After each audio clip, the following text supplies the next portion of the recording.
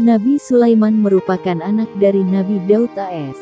Al-Quran menjelaskan bahwa Nabi Sulaiman AS sejak usianya yang masih kecil telah menunjukkan kesalehan dan ketaatannya kepada Allah. Hadirnya Nabi Sulaiman di tengah-tengah keluarga merupakan anugerah untuk keluarganya, terutama bagi sang ayah, Nabi Daud AS. Menginjak remaja, Nabi Sulaiman menunjukkan kecerdasannya.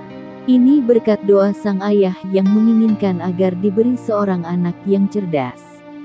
Baca juga 25 kisah Nabi yang patut diteladani lengkap dengan mukjizat dan nasihat. Selain cerdas, Nabi Sulaiman dikenal sebagai sosok yang bijaksana dan dapat membuat keputusan yang adil. Suatu ketika, Nabi Daud dan Nabi Sulaiman bertemu dengan pemilik kebun dan pemilik kambing. Pemilik kebun ingin minta ganti rugi pada pemilik kambing karena kebunnya telah dirusak kambing. Mulanya, Nabi Daud AS meminta pemilik kambing untuk ganti kerusakan. Namun, Nabi Sulaiman AS memberikan pendapat yang mana ternyata menguntungkan kedua belah pihak. Pemilik kambing menyerahkan kambingnya, tapi pemilik kebun harus merawat kambing. Sementara, pemilik kambing harus merawat kebun agar keadaan seperti semula. Nabi Sulaiman jadi raja dan kisahnya dengan Ratu Balqis. Walaupun pada saat itu Nabi Daud telah memiliki beberapa orang anak, Nabi Sulaiman AS yang teristimewa karena ia mampu mewarisi tahta kerajaan sang ayah. Akan tetapi, rupanya keistimewaan tersebut membuat sang kakak iri.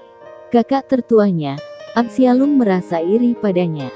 Absyalum kemudian berencana untuk merebut kekuasaan sang ayah dengan menyusun kekuatan secara sembunyi-sembunyi. Namun, usahanya gagal karena terbunuh dalam kerusuhan akibat masyarakat pro dan kontra.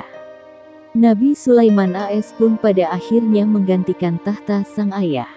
Ketika menjadi raja, Sulaiman justru tidak silau dengan kekuasaan dan hadiah. Ia tetap jujur dan tidak sombong. Saat menjadi raja, Nabi Sulaiman AS mengandalkan burung hudhud untuk bersurat. Dari burung hudhudlah, Nabi Sulaiman tak sengaja dipertemukan dengan Ratu Balqis. Singkat cerita, burung hudhud itu belum kembali ketika Sulaiman AS mengadakan acara. Setelah burung itu kembali, ia mengatakan bahwa terdapat kerajaan yang tak kalah besar bernama Sabah. Kerajaan itu dipimpin oleh seorang ratu bernama Balqis. Mendengar itu, Nabi Sulaiman AS berkeinginan untuk menyurati Ratu Balqis. Sebagai utusan Allah SWT, ia ingin mengajak Ratu Balqis dan rakyatnya untuk memeluk Islam. Setelah bersurat, Ratu Balqis terkejut dan mendiskusikannya pada penasihat kerajaan.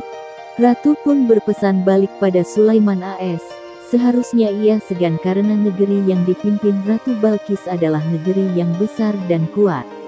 Ia lalu mengutus anak buahnya untuk mengirimkan hadiah berupa harta benda yang berlimpah untuk Nabi Sulaiman.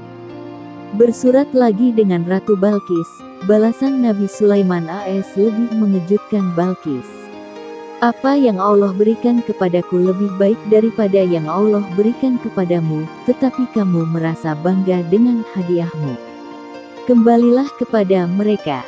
Sungguh, kami pasti akan mendatangi mereka dengan bala tentara yang mereka tidak mampu melawannya, dan akan kami usir mereka dari negeri itu secara terhina dan mereka akan menjadi tawanan yang hina-dina, kata Nabi Sulaiman. Ratu Balqis pun akhirnya berniat menyambangi istana sang nabi. Nabi Sulaiman kemudian meminta golongan jin untuk membawa singgasana Ratu Balqis sebelum mereka datang menyerahkan diri. Dalam waktu sekejap, singgasana Ratu Balqis berada di istana Nabi Sulaiman. Begitu sampai istana, Ratu Balqis tak hanya dikejutkan dengan singgasananya yang sudah berada di dalam istana, tapi juga kemegahan istana Nabi Sulaiman. Saat diminta masuk ke dalam istana, Balqis bahkan menyingkapkan pakaiannya karena mengira sedang melewati kolam air. Ratu Balqis kemudian berserah diri dan mengaku kebesaran Allah SWT. Mukjizat Nabi Sulaiman. Sepanjang hidupnya, Nabi Sulaiman AS diberikan kelebihan atau mukjizat yang tak dimiliki manusia lain. Dalam firman Allah SWT Surat Al-Anbiya 78-79, Allah memberikan Sulaiman pemahaman hukum sehingga ia dapat memutuskan suatu keputusan yang adil dan mendekati kemaslahatan. Allah memberikan kelebihan banyak kepada Nabi Sulaiman AS, diantaranya kemampuan menundukkan angin sesuai perintahnya. Hal tersebut ada dalam surat Saba ayat 12.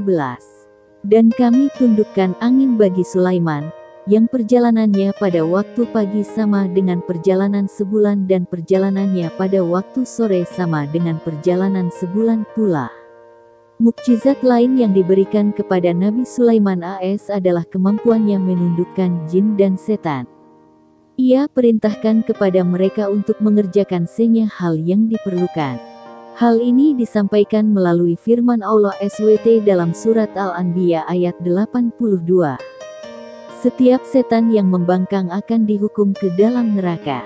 Ini tertuang dalam firman Allah SWT, Sat 37-38 dan Saba 12-13. Mukjizat lain yang diberikan Allah kepada Nabi Sulaiman adalah kemampuan berbicara dan mengerti bahasa burung dan semut.